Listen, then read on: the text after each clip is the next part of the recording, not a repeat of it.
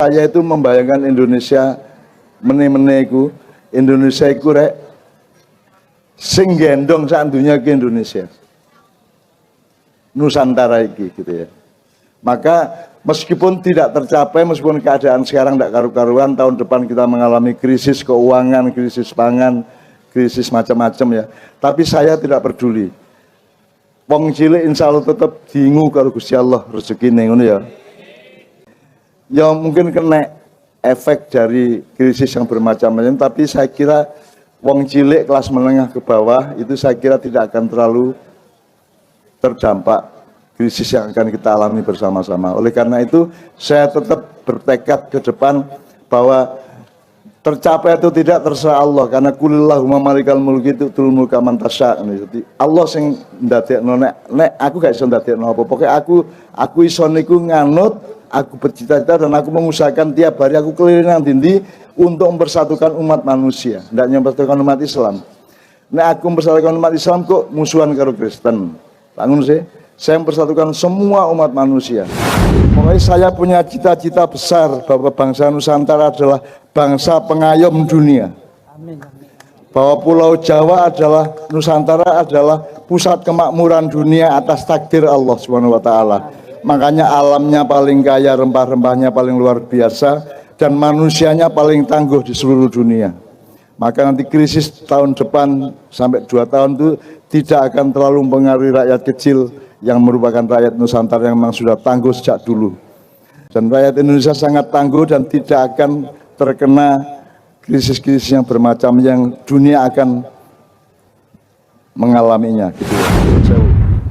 Tadi saya sudah mengatakan, nah saiki Indonesia ini menurut Anda kakean firqah taga.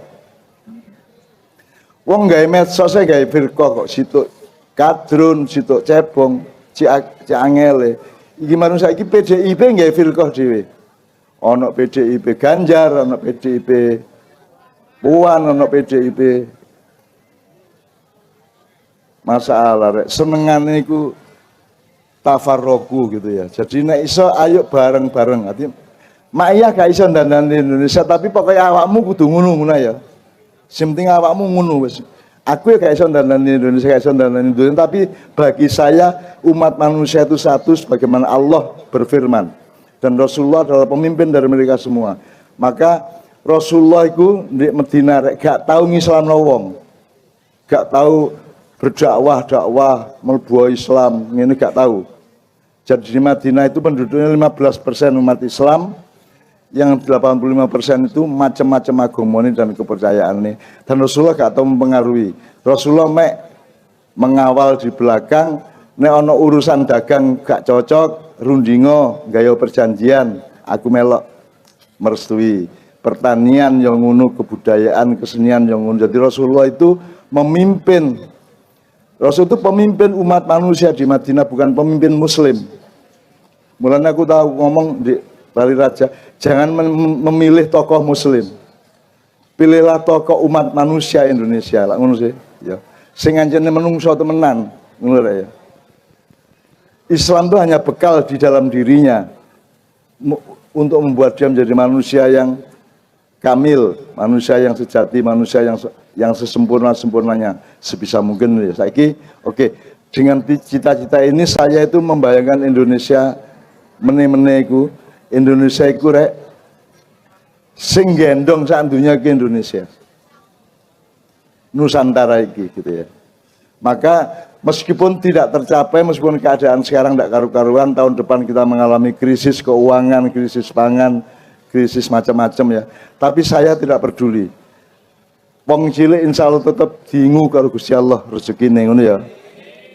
Kecuali duit mau makan temen kok rugi. Nek saiki kita ya padha-padha karo padha-padha gak tapek duit jadi ya mungkin kena efek dari krisis yang bermacam-macam, tapi saya kira wong cilik kelas menengah ke bawah itu saya kira tidak akan terlalu terdampak krisis yang akan kita alami bersama-sama. Oleh karena itu saya tetap bertekad ke depan bahwa tercapai atau tidak terserah Allah, karena kulillahumma malikal mulki tu'til mulka man tasya. Jadi Allah sing ndadekno nek aku gak iso ndadekno apa. Pokoke aku iso niku nganut, aku bercita-cita dan aku mengusahakan tiap hari aku keliling nang dindi untuk mempersatukan umat manusia, tidak hanya mempersatukan umat Islam.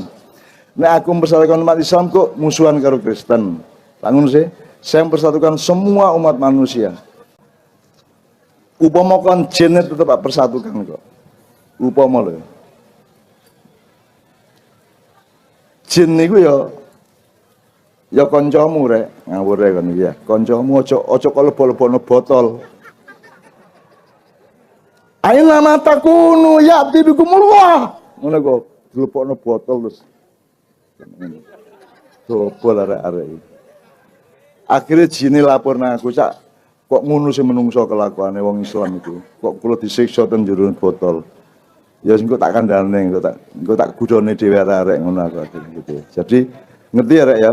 Ngerti ya bahwa Ma'iyah itu bukan golongan, bukan ormas, bukan aliran Islam, bukan aliran Islam, bukan seperti Sunni atau Syiah, bukan seperti NU atau Muhammadiyah atau LDI atau MTA atau apapun, Hizbut Tahrir atau apa, tidak. Ma'iyah itu adalah mentaati Allah untuk mempersatukan semua makhluk-makhluknya, makhluk manusia. Bahkan di Ma'iyah iblis saja kebenciannya terbatas. Kita ada bencinya mangkel-mangkel ya ono, tapi kan sing gawe iblis apa? Sapa sing ngomong iblis musuhe Gusti Allah? Wani karo Gusti Allah. Wani ta iblis karo Gusti Allah, musuhan gak wani. Sapa gak wani musuhan karo. Jadi tidak mungkin iblis itu memusuhi Allah. Gak wani ngawur ae. Iblis itu diciptakan cek awakmu iso ngilo, cek awakmu iso latihan iman, latihan akidah, latihan istiqomah. Dengan ada sparring partner iblis setan, maka kamu menjadi teguh imanmu, teguh tauhidmu. Ngono ya, ngono carane ndelok. Jadi saya ndak benci. Aku harus setan sakno. Nggodho aku ket biyen gak tahu berhasil ngono. Ket biyen aku digodho. Di Jakarta berhasil besar, Pak. Setan nggodho ngongkon korupsi 1 miliar padahal wis nyimpen 8,2 triliun gitu. Jadi setan untuk saiki hijrah dari Jakarta ke Jawa Timur. Akhirnya ngancani wong-wong di Medaeng, di Porong sak piturute ngono ya rek ya. Ngono ya. Nah, anak Ma'iyah itu memproporsikan posisi itu dengan sebaik-baiknya. Nah, sekarang marilah kita syahadat kepada Allah bahwa ya Allah kami taat kepadamu. Wa kana nasu ummatan wahidan, kami taati. Allah berfirman wa'tasimu bihablillah wala tafarraqu, kami taati. Ngono ya. Anda tahu ada 6 pusaka besar. Pusaka itu duduk klenik rek, duduk sirik ya. Misalnya awakmu duwe ibumu gak ono, terus dia ono jilbabe kok enggo iku lak pusaka sih ya. Pusaka itu adalah penghormatan kita kepada sesuatu yang bermakna di masa silam, betul enggak? Ini adalah pusaka Kiai Sangkelat Kerajaan Mojopahit yang dibidani atau dipamori oleh Ki Supo, salah satu muridnya Sunan Kalijogo, kemudian dicuri dari Kerajaan Mojopahit oleh Prabu Menak Jinggo dari Belambangan, dibawa ke Belambangan Banyuwangi, kemudian Sunan Kalijogo memerintahkan putranya Supo, Ki Supo, ya Ki Supo Anom untuk ke sana untuk membuat tiruannya, kemudian yang tiruannya tinggal di Belambangan sehingga yang asli tetap kembali ke Mojopahit, dan ini milik semua masyarakat Mojokerto. Amin Allah. Ya. Sallu ala Nabi Muhammad. Sallu ala Nabi Muhammad. Sallu ala Nabi Muhammad. Ini sahabat saya Pak Muhammad ini dari Sidoarjo yang diizinkan Allah untuk mendapatkan kembali nyun sewu, Gus. Untuk membawa kembali Kiai. Ada lagi Kiai Condong Roso, Kiai Condong Campur, Nogosoro Sapu Inten, ya Nogosoro dan Kiai Sapu Inten, terus apalagi Gus? Yang terpenting, dan Pataka. patakannya tidak bisa kita bayangkan karena sangat panjang, sangat besar, kok, gitu ya. Jadi teman sekalian, ini saya menunjukkan keseriusan saya di dalam sumpah tadi. Koyok ngipi gak masalah, kabeh wong ngipi. Pokoknya saya punya cita-cita besar bahwa bangsa Nusantara adalah bangsa pengayom dunia. Bahwa Pulau Jawa adalah, Nusantara adalah pusat kemakmuran dunia atas takdir Allah Subhanahu wa taala. Makanya alamnya paling kaya, rempah-rempahnya paling luar biasa, dan manusianya paling tangguh di seluruh dunia. Maka nanti krisis tahun depan sampai 2 tahun itu tidak akan terlalu mempengaruhi rakyat kecil yang merupakan rakyat Nusantara yang memang sudah tangguh sejak dulu. Buktinya Anda dijajah Belanda selama 400 tahun, Anda tidak benci toh? Gak muring-muring toh, gak kopateni londor ini, gak kopateni toh?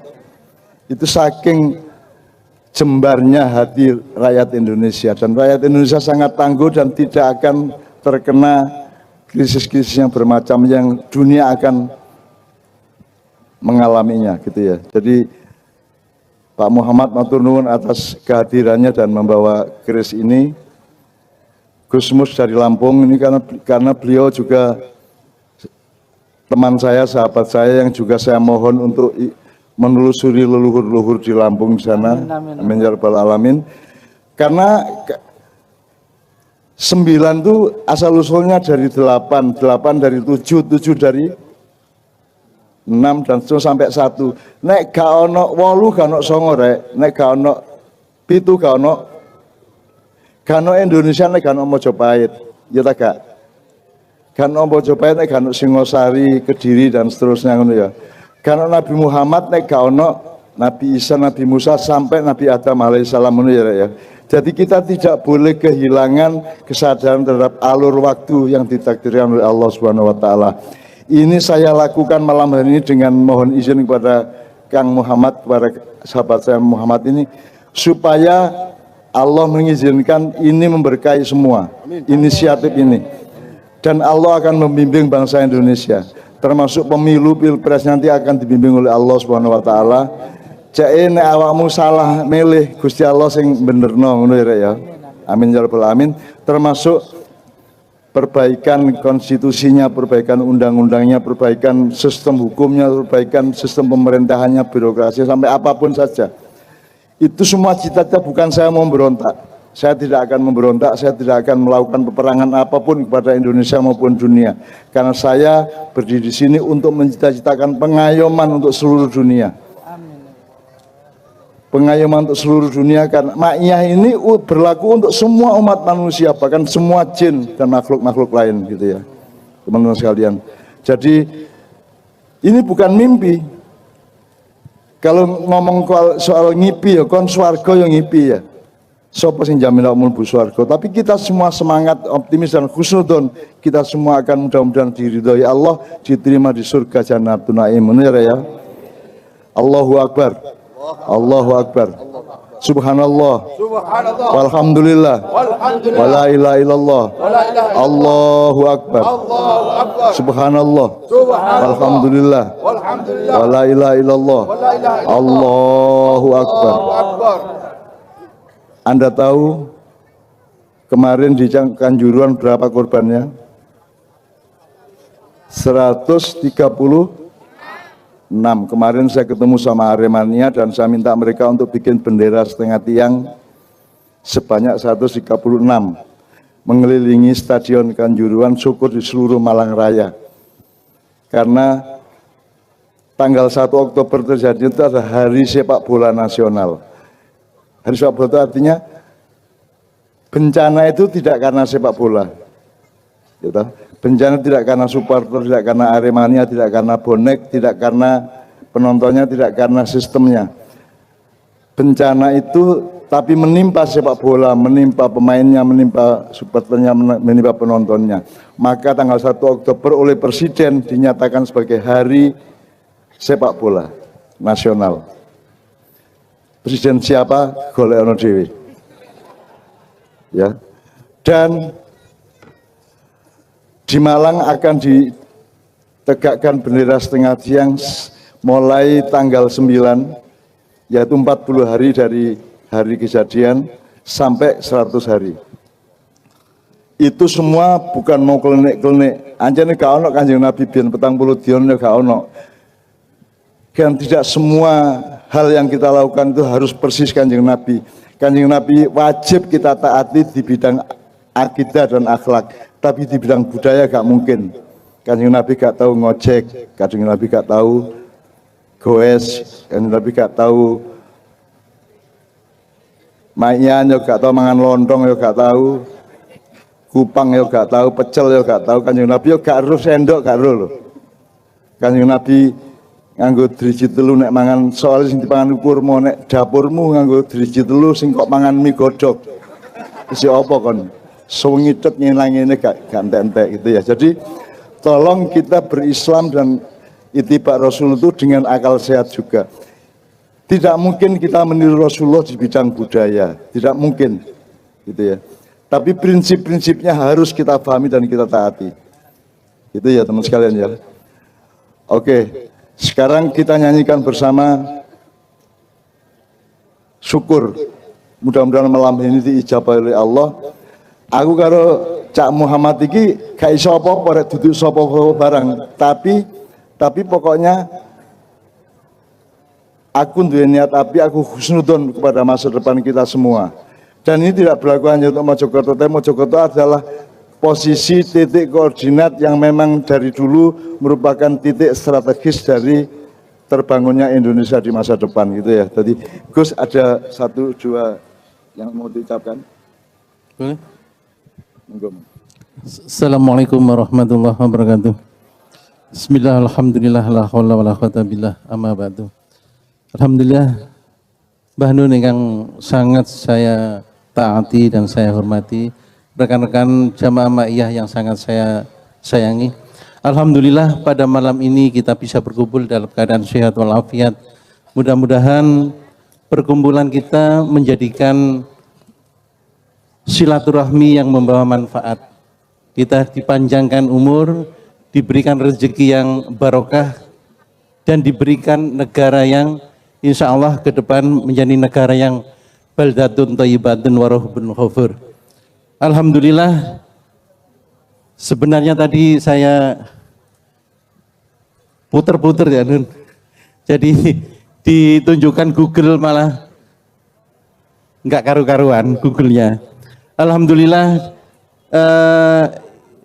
ini tadi perintahnya Mbah Nun untuk membawa 2 pusaka Mojopahit yang sangat melegenda, di mana condong itu awal mulanya yaitu Raden Wijaya menentukan di mana pusat pemerintahan itu.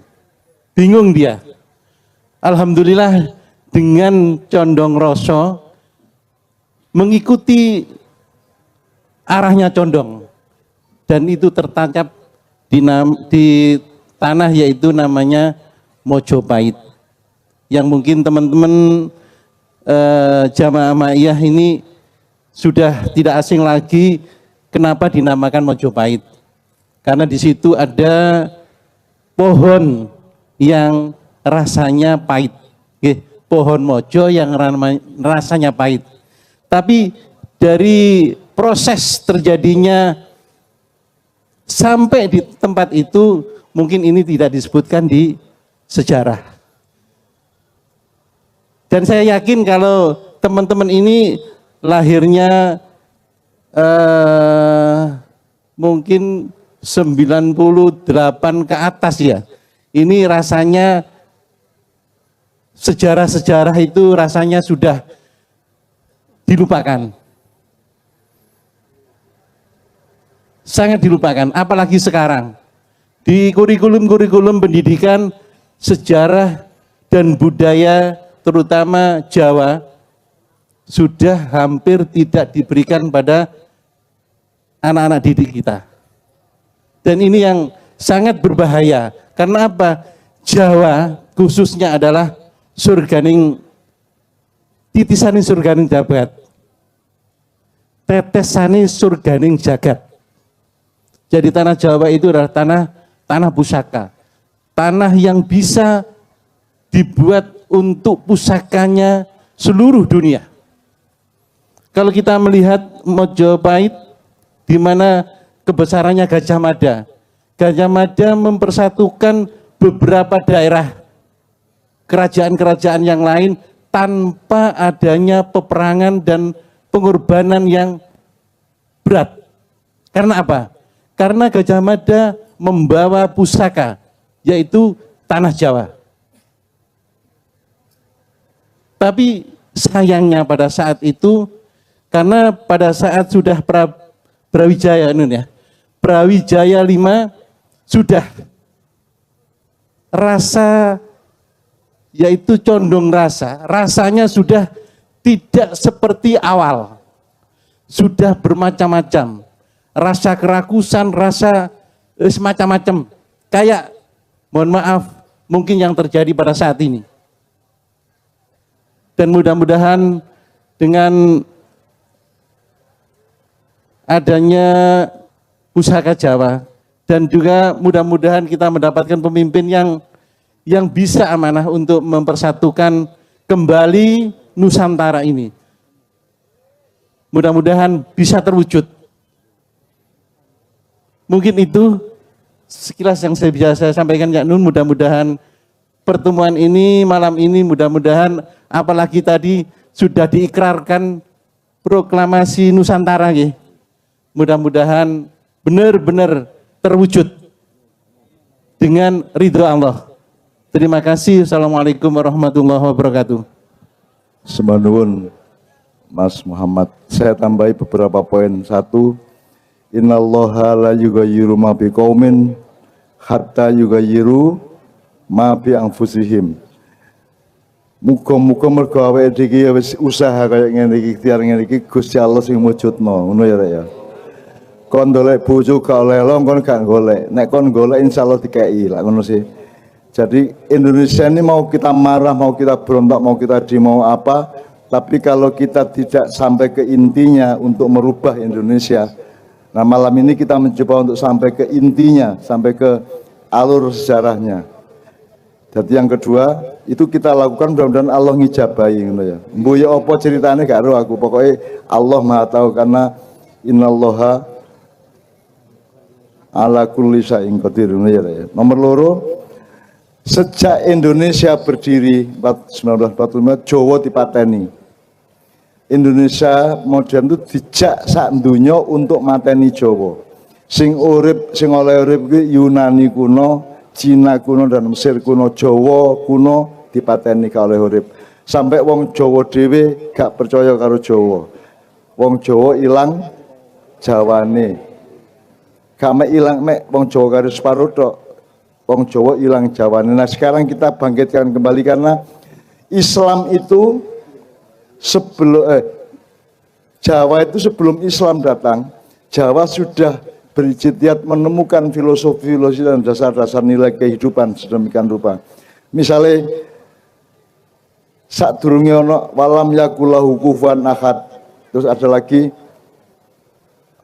laisa kamitsli syai'un di Quran. Wong Jawa wis nemokno tan kinaya ngopo, tan kena itu golek dhewe. Kemudian Al-Qur'an menegaskan laisa kamitsli syai'un walam yakulahu kufuwan ahad. Di seluruh budaya yang lain, bangsa yang lain tidak ada yang pernah menemukan seperti orang Jawa. Jadi orang Jawa itu sudah menemukan Allah sejak awal, cuman administrasinya lengkapi oleh Quran. Kalau Quran mungkin gak sampai roh persisnya. Tapi misalnya wong Jawa ngerti Joborolo, ternyata jenenge Jibril. Wong Jawa biyen wis ngerti Hosoropolo, ternyata Israfil.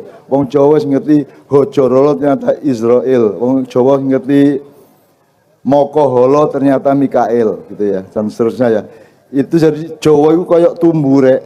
Wong Jawa ngerajut apa nganyam tumbuh wis dukur ngene iki, tapi kurang jelas ono dewa, ono Betara Guru, ono macam-macam itu kan tidak jelas secara administratif. Maka Islam datang untuk memperjelas. Nek iki malaikat, nek iki jin, nek iki menungso, nek iki dan seterusnya. Islam memperjelas. Jadi Islam itu tumbuhnya Jawa. Jadi Islam itu akan menjadi rahmatan lil alamin kalau gaduk karo tumbuh Jawa, bener ya. Jadi Anda semua itu wong Jawa, ojo muring-muring bagi ojo isin jadi wong Jawa. Aku wong Jombang lha aku sinau Jawa temenan rek. Gitu ya. Jadi karena Jawa nek wis jodoh karo Islam, Islam wis jodoh karo Jawa, dia akan menggendong seluruh dunia. Jawa kalau berkuasa tidak akan, Jawa yang gaduh Islam gak akan ngidek wong, gak akan menjajah wong. Wong Jawa mesti senengane gendong karo mangku ya toh. Langsung gitu itu. Jadi itu prinsipnya. Maka sekarang itu kita optimis bahwa sejak Borobudur ditemukan dulu, itu mbah-mbah kita sudah menemukan bahwa Pulau Jawa adalah pusat kesejahteraan atau kemakmuran dunia. Orang Borobudur dulu kalau ziarah ke sana itu muter nengen rek, jenenge Paradaksina.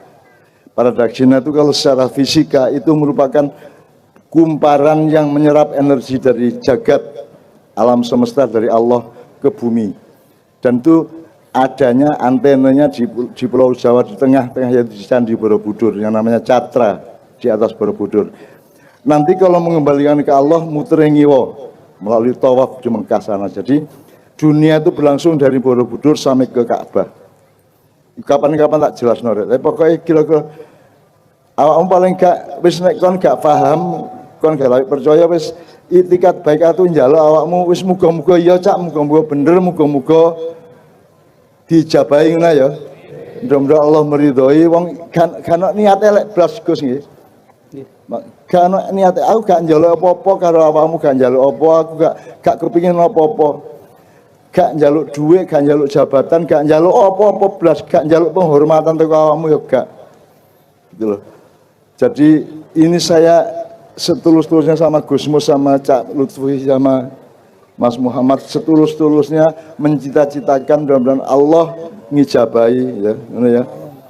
Dan untuk itu marilah kita bersyukur atas perjumpaan malam hari ini, karena ini tidak akan pernah terjadi di tempat yang manapun, karena malam ini dengan sengaja kita bawa keris Kiai Sangkelat ini untuk menjadi landasan keyakinan kita bersama secara sejarah, ya, bahwa kita ini membangun 8 itu dari angka 1 dulu, gak iso tutuk songo nek kon gak sadar siji nih ngene ya, siji loro telu papat kait iso 8 songo lah gitu. Nah sekarang kita mempelajari sejarah sedemikian rupa, dan ini pas di Mojokerto, itu tidak saya sengaja. Jadi ini tadi siang kita ngurusi ini Gus, itu juga saya tidak punya niat untuk nggak di Mojokerto gak ono. Tapi Allah yang meletakkan saya di sini, mulane dungane Robbi anzilni munjalan. Allah sing ndele aku ndek kene, Allah sing ndele awakmu ndek kene, di tempat yang tepat, di waktu yang tepat untuk proklamasi bersama-sama masa depan Nusantara. Soalnya sing tak pikir kami awakmu, anak-anakmu, meneh-meneh adik-adikmu sing cilik-cilik iku meneh-meneh ya apa nek ngene iki terus ya. Nek jembret ngene iki terus ya apa anakmu ya. Jadi muga-muga Allah nyelametno bangsa Indonesia. Muga-muga Allah nyayangi wong Jawa kabeh, wong Nusantara kabeh, ngono ya. Kita itu sama Allah diamanati untuk berjuang gak entek-entek. Makanya yang harus kita pelajari nomor 1 itu adalah pinter bersyukur. Soalnya berjuang ku abot, alot, angel gitu.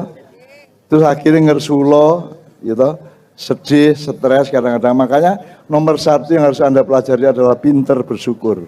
Ya apa caranya tetap dalam keadaan apapun saja endingnya pinter bersyukur ya. Pinter menemukan hikmah-hikmah, pinter menemukan apa yang positif, apa yang kira-kira tetap menjadi harapan ke depan ya. Jadi nomor 1 pelajaran sekolah kita adalah pandai bersyukur ya. Makanya tadi lagunya juga syukur.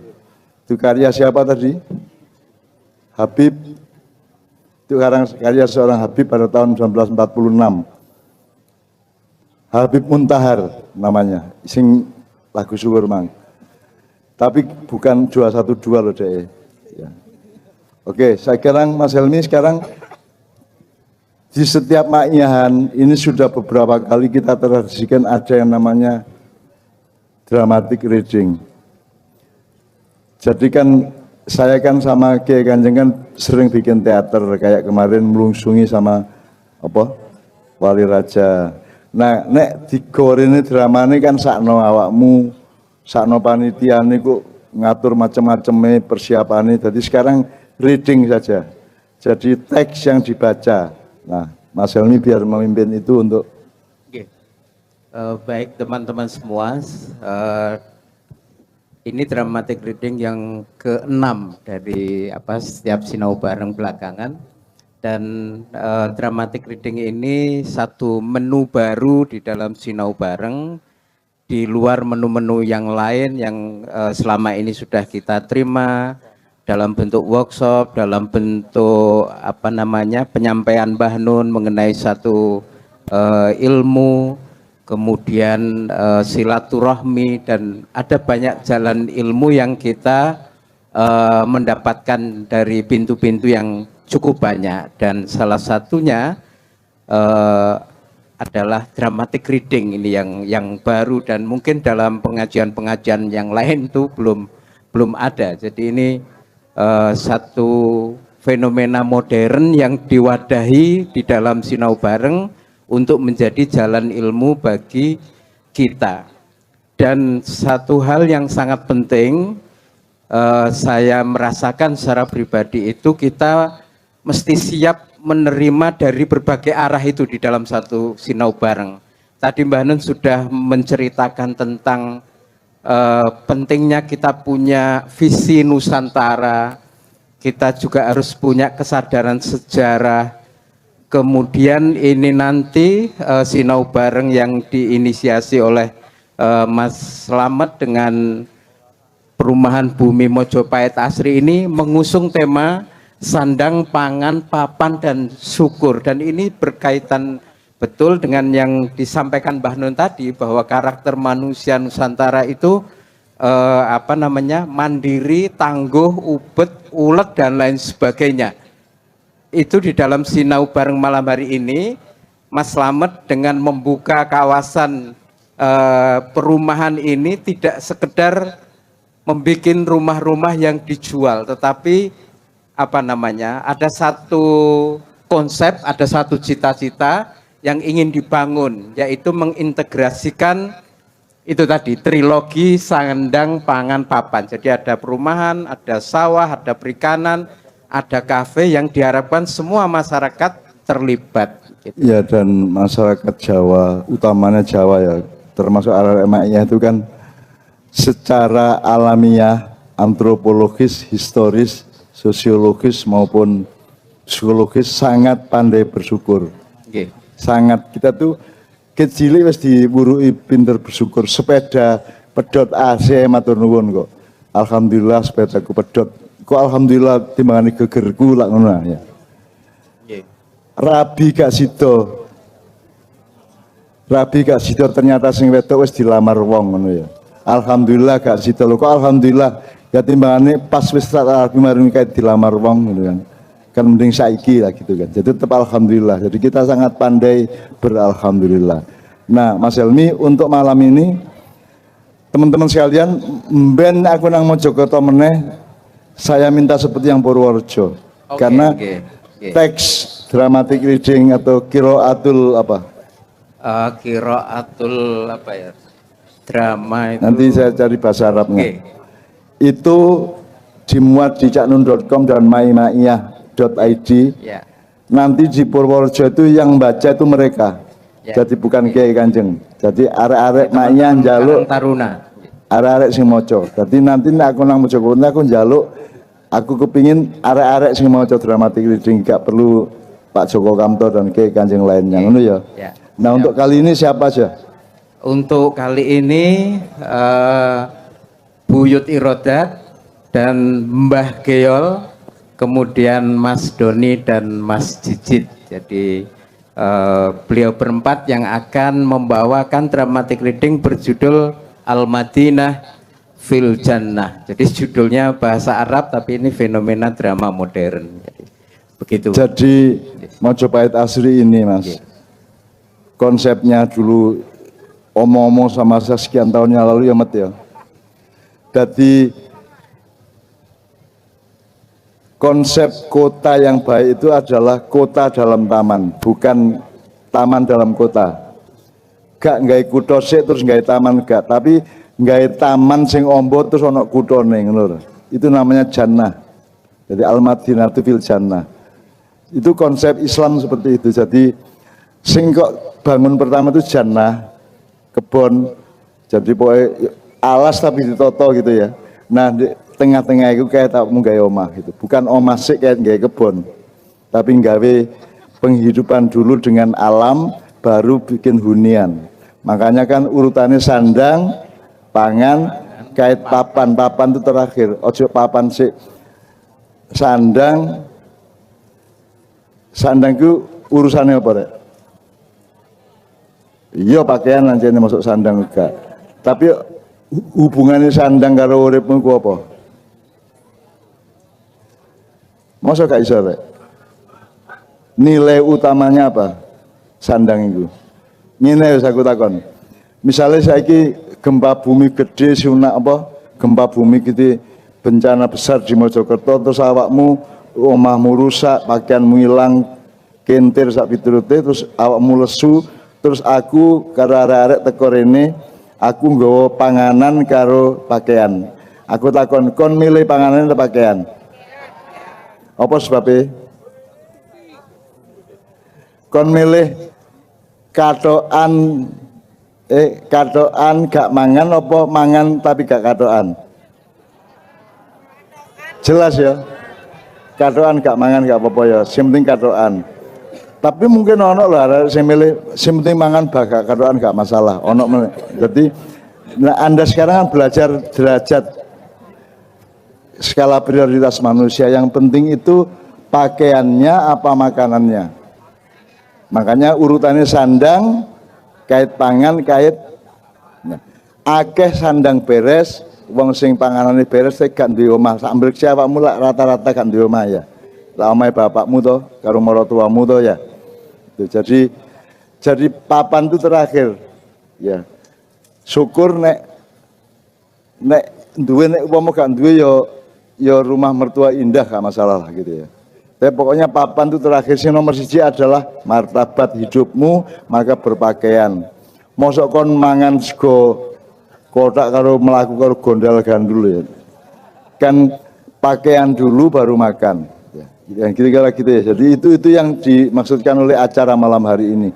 Itu bagian kecil dari Nusantara yang kita proklamasikan tadi. Ngono ya, ya.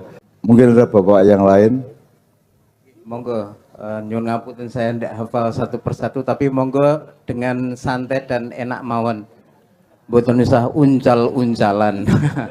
Monggo. Monggo Pak. Oh diawur mawon yang penting bener mungkin. Jadi opo arek. Itu manajemen Jawa Pak, manajemen intelektual Jawa. Diawure gak apa-apa asal bener. Ya diawur ya gak bener rek ngono iki. Apik. Monggo. Ini ada seorang petinggi Polri yang juga ikut nyengkuyung perluasan perumahan di sini. Beliau insya Allah akan memberi tanggapan dan akan memberi satu lagu. Itu ya, tepuk tangan semua. Mas Doni, saya mohon untuk sowan kepada beliau untuk mengkonfirmasikan lagu apa yang akan beliau bawakan.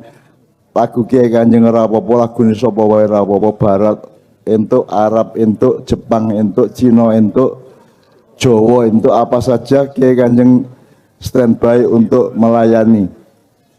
Gitu Pak.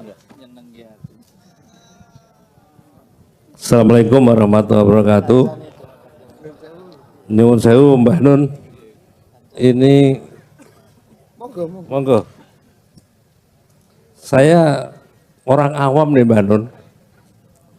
Saya malah ikut ngaji pada malam hari ini Mbah Nun. Jadi kalau disuruh menanggapi apa yang disampaikan, wah terlalu dalam bagi saya.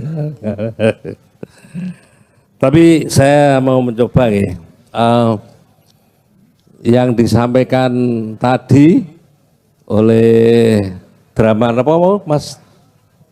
Dramatic reading ya. Menurut pemahaman saya yang awam ini, mungkin salah satunya adalah pencarian jati diri yang tadi dengan Mbah Giol melanglang buana tadi ya. Itu saya kira semua diri kita, pribadi kita sampai dengan akhir hayat nanti mungkin belajar untuk mencari jati diri ya Pak Nun. Jati diri kita ini kalau saya pernah dengar ceramahnya Mbah Nun di YouTube itu, kita itu datang dari mana, terus sekarang ini kita berada di mana, nah kita mau kemana nantinya, itu yang pernah saya, kalau salah mohon diluruskan ya Mbah Nun ya. Betul. Lurus. Jadi tapi ada pokoknya yang mungkin harus disampaikan di sini walaupun ini di kalangan awam Mbak Nun ya. Tapi mungkin perlu disampaikan bahwa kita hidup ini kalau kita orang Islam itu kalau patokan yang saya terima dari guru-guru saya dulu mengatakan udah peganglah pokoknya bahwa ilahi anta maksudi waridhoka matlubi, itu aja sudah. Itu pokoknya ya. Pucuknya ya sudah itu dipegang aja itu. Jadi ilahi anta maksudi waridhoka matlubi. Dah itu.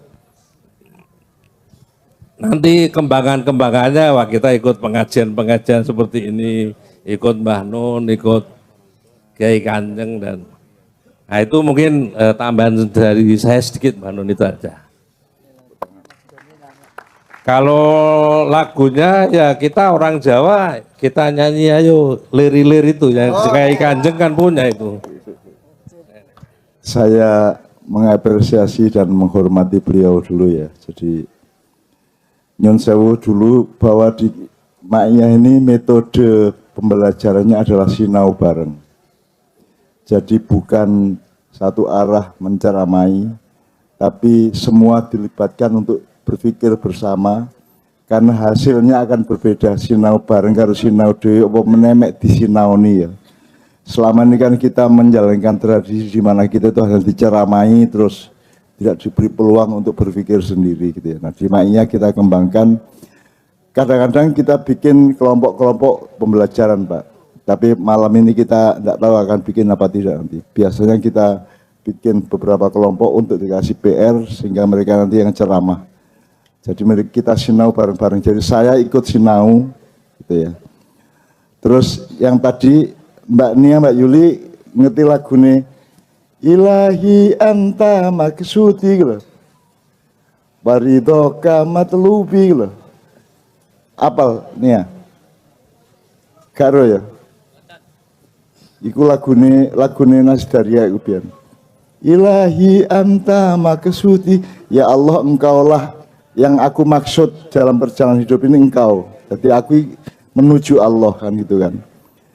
Nah menuju Allah berarti kan gak nang dunya toh. Bukan, jadi kan ada ayatnya nih. Wabtaghi fima atakallahu daral akhirah wala tansa nasibaka minad dunya. Itu selama ini terjemahannya Pak Purwira ya.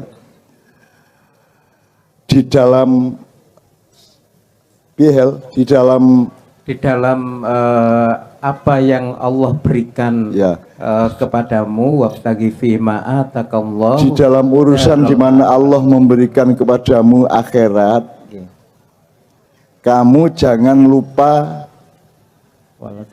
Selama ini terjemahannya tentang wala tansa nasibaka minad dunya diterjemahkan dan jangan lupa nasibmu di dunia. Menjadi statis. Bukan di dunia tapi dari dunia, dari kudu ke dari dunia ke. Jadi tetap ujungnya itu, dunungnya itu apa ya? Poe mubengnya itu akhirat. Jadi kita itu hidup untuk akhirat, hidup menuju akhirat. selama di dunia kita menuju akhirat. Jadi bukan fit dunia tapi ilat dunia. Minat dunia ilal akhirat, cuman tidak dilengkapi kalimatnya aja. Dan Allah sangat efisien. Wala tansa nasibaka minat dunia. Bahkan ada terjemahan di Quran tertentu yang menerjemahkan jangan lupa rangsumu di dunia. Allah itu menjamin setiap makhluknya, melata, berdiri, terbang, semua dijamin rizkinya oleh Allah. Meskipun yang menentukan jenis rizkinya itu Allah. Ono sing dikai rezeki kekayaan materi, ono sing dikai rezeki ilmu, ono sing dikai rezeki kekuasaan, ono sing dikai rezeki dikai rezeki berkah. Jadi uripe iku gak sugih tapi dadi terus lah. Didik tapi berkah ngono ya. Jadi macam-macam Allah ngasih rezeki. Kayak Mas Muhammad ini kan luar biasa ditekani mbah-mbah untuk dititipi keris dan seterusnya gitu ya. Itu rezeki yang luar biasa yang saya tak dapat ya. Saya rezekinya itu sing basa marat Pak. Aku gak oleh rezeki duit sing akeh gak tahu gitu ya. Jadi aku karo iki padha mbambungi lah gitu ya. Tapi intinya itu betul beliau bahwa pokoknya bongkotan itu adalah kita itu hidup di dunia secara dinamis menuju akhirat. Jadi tujuannya itu akhirat. Jadi kita itu uripmu ndek dunya ojo ndolek dunya wong wis ndek dunya kok ndolek dunya. Kalau kita naik kereta api itu ya lewat terminal, bukan tinggal di terminal. Karena kita punya tujuan yang lebih jauh kan itu. Nah, tujuan kita itu akhirat. Dan kita itu manusia akhirat, nyun sewu ya. Kita itu manusia surga. Nabi Adam mbah kita itu penghuni surga pertama, gitu ya. Kemudian beliau diuji melalui iblis itu, kemudian makan buah yang diambil dari bumi, namanya khuldi. Terus beliau makan khuldi sehingga efeknya kepada tubuhnya menjadi berbeda. Nek buah-buahan di surga Pak, itu tidak ada residu, tidak ada kotoran, tidak ada sisa, tidak ada tai, tidak ada kencing, karena makanannya langsung menjadi nutrisi dan gizi di tubuhnya. Itu makanan di surga. Di menurut surga kon gak ngising. Nah, Nabi Adam dikongkon mangan khuldi karo iblis. Akhirnya dia kudu ngising, akhirnya kepaksa mudhun nang bumi di swarga kan WC, kan jumbleng gitu ya. Iku kan sumbere aku dhewe sing ngomong ngono iku. Nek kon gak trimo takon nang Gusti Allah dhewe. Ngono ya. Takon nang iblis kan Nabi Adam langsung. Tapi saya tahunya seperti itu karena nek di swarga ono jumbleng gawe apa kon angel-angel rono. Nek di swarga ngentat ngentut ae pengajian di kono ngentat ngentut wambu kayak apa nang swarga kan. Surga itu harum, surga itu puncak keindahan hidup. Maka bidadari itu bukan perempuan, bidadari itu adalah pertemuan antara software kita dan receiver kita dengan puncak keindahan ciptaan Allah. Itu namanya bidadari, hurun ain. Jadi itu penglihatan dan rasanya manusia yang mencapai puncak untuk menikmati keindahan dari Allah. Duduk wedok nek itu dari wedok terus semua wedok oleh apa? Lesbian kabeh kok ya. Jadi bidadari itu bukan perempuan, bidadari itu adalah puncak keindahan yang kita selama di dunia melalui Islam dilatih untuk meningkatkan receiver, meningkatkan OS-nya atau kalau iPhone iOS-nya gitu ya, meningkatkan softwarenya supaya kita bisa menikmati keindahan. Sebab keindahan itu tidak tergantung tingkat keindahannya, tapi tergantung receivernya. Jadi misalnya arek umur 5 tahun gak bisa menikmati keindahannya, bisa dinikmati arek umur 10 tahun. Arek remaja gurung bisa menikmati keindahannya yang bisa dinikmati oleh orang dewasa. Orang dewasa juga belum tahu keindahan, belum bisa menikmati keindahan yang bisa dinikmati oleh orang tua. Wedhus iku kok kayak Quran ya gak nikmat, kok kayak apa? Gado-gado ya gak nikmat gitu ya. Sing iso menikmati gado-gado adalah manusia. Jadi Qurun itu adalah pertemuan antara receivernya manusia secara rohaniah maupun mungkin jasadiah, yang saya tidak tahu ya, untuk menikmati puncak dari keindahan yang dianugerahkan oleh Allah Subhanahu wa taala gitu. Jadi itu yang diajarkan Islam. Nah, Islam itu tidak untuk umat Islam. Jadi Nabi Muhammad sekali lagi bukan nabi umat Islam. Nabi Muhammad itu nabinya umat manusia. Dan Allah menyatakan tadi manusia itu adalah umat yang satu. Jadi salah nek kon ngarani wong dunya dibagi Muhammad karo wong Islam, Yesus karo wong Kristen, Nabi Musa karo wong Yahudi, Buddha Gautama karo wong Buddha, salah. Nabi-nabi sebelum Muhammad itu nabi-nabi primordial, nabi-nabi untuk suku atau bangsa tertentu atau makhluk tertentu, tapi Nabi Muhammad itu untuk tidak hanya semua manusia. Dia tidak hanya nabi semua manusia, tapi nabi rahmatan lil alamin. Jadi yo jin, yo malaikat sendiri sholawat kepada nabi karena bersyukur atas penciptaan Allah terhadap nabi kita Muhammad SAW. Jadi pemahaman kita selama ini nyuwun sewu agak keliru. Kita pikir umat Islam itu Nabi Muhammad itu nabi wong Islam loh. Enggak. Nabi Muhammad itu di casting Allah, dikasih jabatan Allah menjadi nabinya semua makhluk. Tidak hanya semua manusia. Karena jin nabinya ya Nabi Muhammad, sembayangnya ngadep kiblat gitu kan. Dan seterusnya ya. Itu bisa dijelaskan sangat banyak di ma'iyah berikutnya, tapi pokoknya intinya ngono iku. Jadi beliau tadi sangat luar biasa.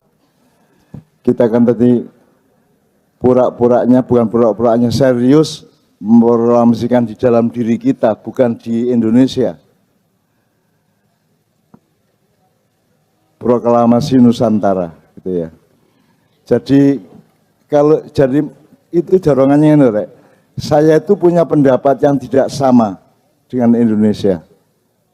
Aku gak podo pendapat itu mengenai bentuk negaranya, mengenai undang-undangnya, konstitusinya, pemilihan pemerintahannya, birokrasinya, aturan-aturannya, bahkan banyak pasal-pasal hukumnya. Saya banyak tidak setuju.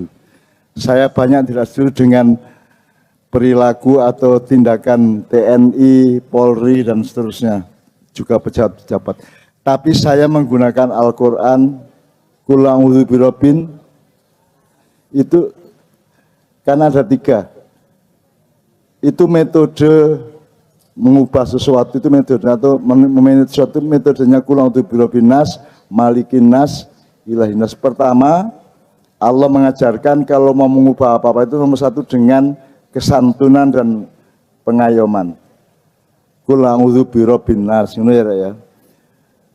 Jadi kalau proklamasi Nusantara tadi saya pakai malikin nas, maka yang saya lakukan adalah saya memprovokasi tokoh-tokoh di Jakarta, para stakeholder untuk mempengaruhi perubahan-perubahan kekuasaan, bahkan ikut mengatur pemilu besok, siapa oligarki yang mana yang akan naik gitu ya. Kalau Megawati dipanggil Allah, nanti Jokowi jangan sampai nyaplok PDIP misalnya gitu ya. Saya akan berbuat itu, tapi saya tidak melakukan itu. Kalau saya pakai ilahin nas yang ketiga ya, jadi Rabbin nas, apa rek, malikin nas, ilahi. Kalau pakai ilahin nas, itu pakai kekuatan. Maka saya akan melakukan people power, saya akan menggalang massa, ma'iyah, takjak, demo, sak piturute. Tapi saya tidak memakai ilahin nas dan tidak memakai malikin nas. Yang saya pakai adalah Rabbin nas. Jadi saya tidak sedang memberontak Indonesia, saya tidak sedang menentang pemerintah, saya tidak sedang mengkritik Polri atau TNI, saya tidak melakukan perlawanan apa-apa. Saya sedang mengajukan kepada Allah, menurut saya yang baik gini Indonesia gitu ya. Maka salah satu rumusannya tadi adalah proklamasi Nusantara. Itu cuma ide, itu cuma proklamasi ke dalam diri saya sendiri sebenarnya gitu ya. Dan itu saya lakukan dengan santun tanpa mengganggu siapa-siapa gitu ya. Bahkan saya tetap menjunjung orang-orang yang sebenarnya saya tidak setuju. Meskipun menjunjungnya secara kemanusiaan, bukan menjunjung tindakannya, bukan menjunjung keputusannya, tapi menjunjung sebagai sesama hamba Allah dan sama manusia ngono ya.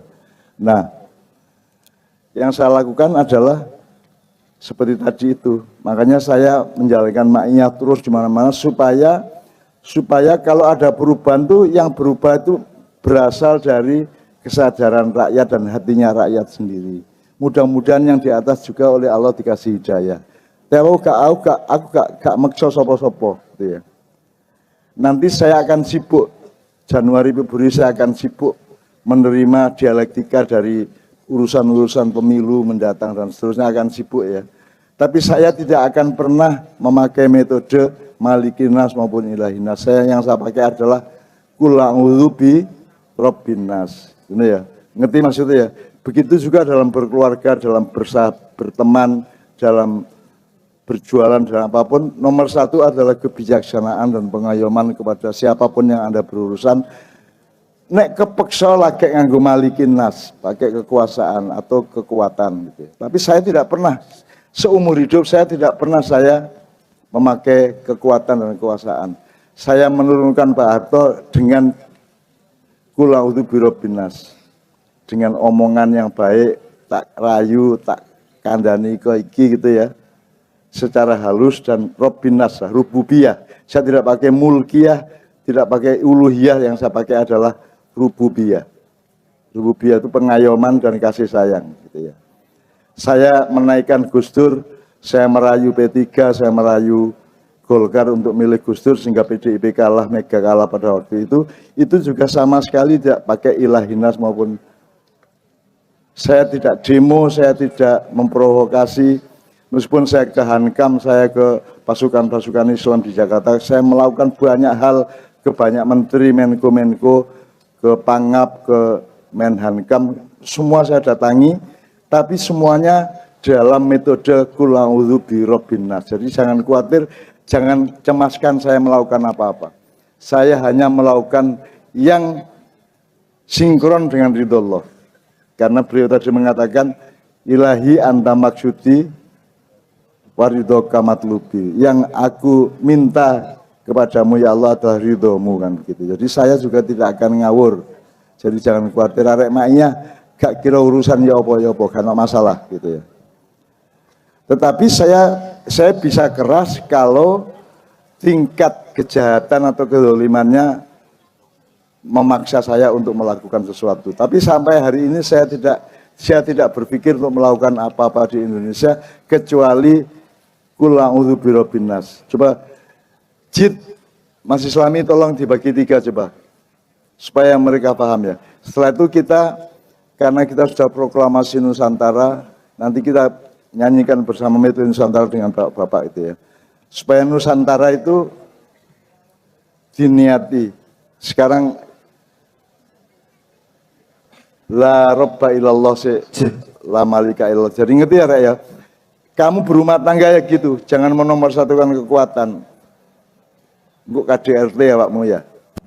Sayangilah istrimu, sayangilah suamimu, sayangilah anakmu, bijaksanalah. Jadi nomor 1 duduk bener, nomor 1 bener kudu apik ya gak cukup apik kudu bijaksana, cek mulya awakmu, ngono ya. Teorinya gitu.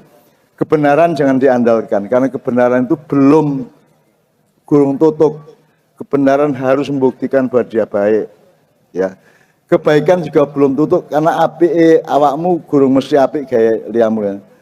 Asa antukrihu syai'an wa khairul lakum wa asa antuhibbu syai'an wa syarrul lakum. Allah sudah memperingatkan, apa sing awakmu gak seneng mungkin iku sing apik gaya awakmu, apa sing awakmu seneng mungkin iku elek gaya awakmu. Allah sudah memperingatkan. Hidup itu begitu rupa gitu ya. Sehingga awakmu harus menomorsatukan pengayoman kasih sayang. Begitulah Pak Dandim, begitulah Pak Kapolres, Pak Kapolsek, semua nomor 1 menyayangi rakyatnya, mengayomi rakyatnya. Nek kepeksa lagi Malikin Nas dan Ilahin Nas, ngono ya. Demikian Jimaiyah kan tidak pernah Malikin Nas, gak tahu aku. Ngongkon iuran gak tahu. Ngedarno kotak infaknya gak tahu loh Pak begini Pak. Soalnya masalahnya duit arek-arek yang mesak unu ya. Paling ngelompok ya duit piro gitu ya. Jadi gak usah wis pokoknya ikhlasan aja wis gitu ya. Dan mereka saling tolong menolong Pak. Jadi Kiai Kanjeng ki nek liwat ngono kepethuk wong dodol ngono dikeki sik, dibagi sik gitu kan. Jadi Kiai Kanjeng disayang juga sama para jamaah. Jadi mereka ini saling sayang satu sama lain, saling rububiyah satu sama lain ya. Yurobi. Jadi mereka itu mengasuh satu sama lain. Itulah maknya. Dan bagi saya dunia ini harus diatur seperti itu. Anda tahu kan kita mengalami penjajahan dan sampai hari ini agama utama di dunia namanya globalisasi toh. Gitu. Dari kini dihapusi, kita itu Indonesia dihapusi karo Amerika, karo Cina, karo Israel saiki iki. Kon gak rohae, kon gak rumburi-mburine arek ya. Jadi saya memperhatikan semua petualangan para stakeholder di Jakarta sedemikian rupa. Saya melihat perundingan dengan Amerika bagaimana, perundingan dengan Jinping bagaimana, dengan Cina bagaimana. Sekarang Cina mau bagaimana, Amerika mau bagaimana, itu sudah jelas sebenarnya ya. Nah tinggal sing di Indonesia dhewe sing umek gak karu-karuan, royokan gak karu-karuan. Dan saya tidak ikut-ikut itu semua, tapi kalau suatu hari terpaksa, kalau Allah memerintahkan, Allah mengatakan idhab ila fir'auna innahu tagha. Kalau Allah mengatakan itu kepada saya, memfirmankan kepada saya akan datangi. Wahai Musa, datangilah Fir'aun. Karena dia togo, dia sombong, dia angkuh, dia artigang-artigung. Tapi saya kan tidak mungkin dapat wahyu dari Allah, itu paling tafsir saya. Jadi saya mungkin tidak akan pernah melakukan itu, tapi saya akan menolong Indonesia saiso-isoku sebagaimana tahun 98 dan zaman Gus Dur awal dulu gitu ya. Jadi aku ojo kuatir aku kepingin apa-apa. Aku gak kepingin apa-apa dul blas. Gak kepingin dadi apa-apa blas. Aku tok wis cukup pisan. Wis gak dadi apa-apa liyane gak masalah. Aku akoni gak masalah. Sing penting muga-muga Gusti Allah ngakoni aku. Sebab aku ngakoni Gusti Allah pol-polan. Aku bersyahadat kepada Allah, maka kalian semua bersyahadatlah kepada Allah, kepada Rasulullah, dan mudah-mudahan Allah mensyahadatimu juga. Rasulullah mensyahadatim juga. Apa gunanya nek kon syahadat nang Allah, Allah gak syahadat nang awakmu. Awakmu kudu diakoni Gusti Allah. Nek kon diakoni berarti kok kon dikai pangan, dikai rezeki, dikai hidayah dan seterusnya ngono ya. Oke, sekarang Mas Islami, Mas Doni dirasakno sik ya. Itu manajemen ajaran Quran yang tidak pernah ada dalam kitab tafsir apapun. Jadi nomor satu itu jangan kekuatan.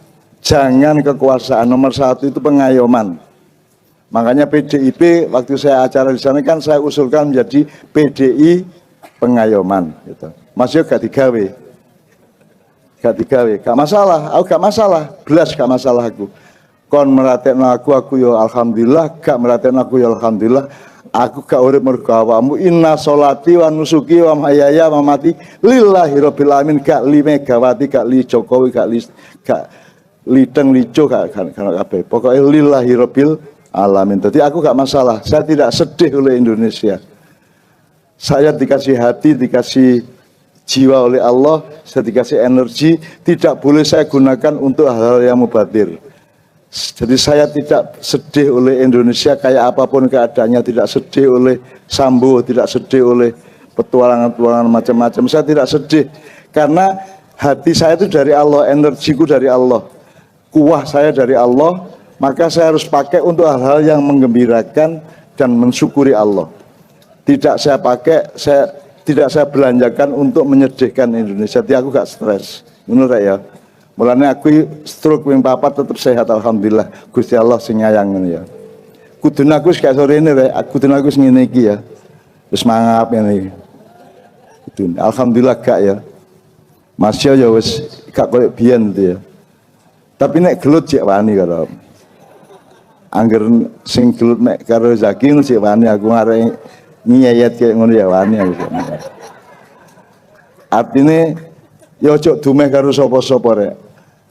Aku ngene iki ya mergo Gusti Allah nyayang aku. Dadi aku gak ngersula karo Gusti Allah. Aku dikai stroke ping 4 aku terima. Karena stroke itu kan bukan final. Stroke itu mungkin alat Allah untuk menganugerahkan sesuatu yang berikutnya saya tidak tahu. Dan saya dikasih ilmu luar biasa, didudui barang-barang sing luar biasa, sampai malam ini kita sebagai sangkelat itu kan, itu semua karena Allah itu nek ngekei apa-apa nang awakmu, ojo dipungkasi sik, ojo ngarani sik, iku jek ono teruse. Kayak bal-balan iku jek menit ke 35, jek gurung menit ke 90. Nek wis menit 90 prit iku lah kayak jelas iku skore piro. Tapi nek kon dikai Gusti Allah apa-apa nasib elek, dagangan gak payu ta ya apa ya usaha gak berhasil, jangan ngersulo sik iki Gusti Allah cik gurung wayahe iki engko ana teruse, kabeh ku ana teruse ngono ya. Awan ana sorene, sore ana bengine, bengi ana isuke ya. Dadi ojo memutuskan sesuatu secara tergesa-gesa. Husnudzonlah kepada Allah bahwa semua yang dikasihkan kepadamu itu sebenarnya merupakan bagian dari yang akan dianugerahkan Allah kepadamu. Inna ma'al usri yusra, fa inna ma'al usri yusra. Jadi bersamaan dengan setiap kesulitan selalu Allah sudah menyediakan kemudahan ya. Bukan sesudah loh ya. Bersama dengan itu. Jadi Gusti Allah kaya awakmu angel iku wis ana gampange, cuman awakmu kudu goleki. Iya. Ojo konsumtif tok, ngenteni tok. Awakmu kudu ikhtiar, kudu goleki. Dikai angel mesti wis ana gampange karena inna ma'al bukan inna ba'da, bukan inna ba'dal usri yusra, tapi inna ma'al usri yusra. Jadi jangan khawatir, Anda tetap husnudzon kepada Allah gitu ya, husnudzon, bersangka baik terus kepada Allah. Nek kon suudzon kepada Allah kok dikai temen kan kok malah dipelekodo temen kan kok ya. Jadi pokoknya ngono ya. La malikal, jadi eling la roba ilallah ya. Jadi awakmu nek murung-murung kan berarti awakmu kan la malika ilallah atau la ilaha illallah. Awakmu ilingo la roba ilallah ya. Ini terutama untuk tentara, polisi itu kan yang punya kekuatan itu kan harus sangat menghayati la roba ilallah. Karena tentara polisi itu gunanya dibayar itu untuk apa? Untuk melindungi kita. Polisi melindungi kita dalam negeri, kalau tentara untuk melindungi kita dari serangan dari luar kan begitu. Jadi kesadaran utama polisi dan tentara adalah la robba ilallah. Maksud kalau rakyatnya dewe menggunakan kekuatan gitu ya. Rakyatnya yang ngono ojo neranya, ojo celudak, ojo apa cara Mojokerto. Ojo metutu ya, ojo ngenyek tentara, ojo ngenyek polisi. Arek demo iku Pak biyen, aku nek anu arek demo kate ngenyek tentara aku muring-muring, tak lawan arek. Masuk pira tak lawan temenan, tak sentak. Lu kon iku dadi mahasiswa iku mulane kon gak dadi tentara. Tentara iku apa sih dadi tentara mergo gak iso kuliah ya ta gak? Mulai dari tentara di Koramil, di Kodim kan gitu kan. Nek iso kuliah kan awakmu wis perwira kan gitu. Nah, awakmu iso kuliah, bapakmu sugih, awakmu iso sekolah, iso mbayari sak piturute kan bersyukur.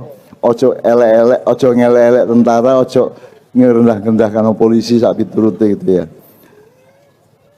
Jadi itu metode untuk apa saja.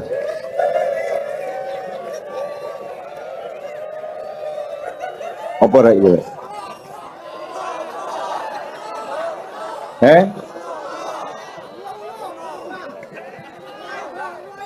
Ulo.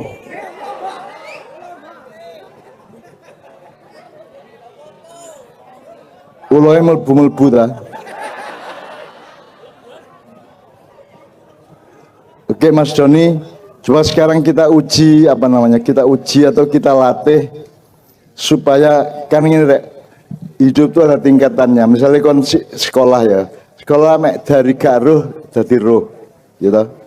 Tapi gak cukup lah roh tok, dari roh kudu ngerti, atau syukur kudu apal, dari apal kudu ngerti. Masih wis ngerti ya gurung ono gunane nek kon gak gelem nglakoni, kudu iso. Ya, jadi roh, apal, ngerti, iso, terakhir apa? Gelem. Masih kon iso pinter kaya apa nek gak gelem ya apa? Ono tak koruptor gak karo nek maling gak oleh. Apakah ada koruptor dan itu jumlahnya banyak loh. Kira-kira yang ditangkap KPK itu berapa persen dari jumlah koruptor yang sebenarnya? Ya mungkin 5% gak ada gitu ya. Saya nggak menuduh bapak korupsi ya. Nah awakmu pasti gak korupsi apa awakmu ya? Oh ngendit nek kendite ibu ngono ya. Biasa arek-arek iku. Ojo ya, jadi teman-teman sekalian, kita harus punya kasih sayang dan pengayoman kepada sesama manusia. Itu nomor siji. Ojo menenang podo-podo menungso, ojo menenang bapakmu, ibumu, nang anakmu. Wong kon nang kucing sayang kan. Kon nandur iku nek kon gak sayang hatimu tandurane kuru ya, ya ta gak. Nek kon seneng hatimu nyirami kan lemu deh. Aku benangun wedhus suwe rek. Saya punya kambing dari 3 saya beli di pasar tak seret dhewe teko terongan nang Menturo sampai manak-manak sampai dari 35. Jadi beberapa tahun saya angon wedhus itu.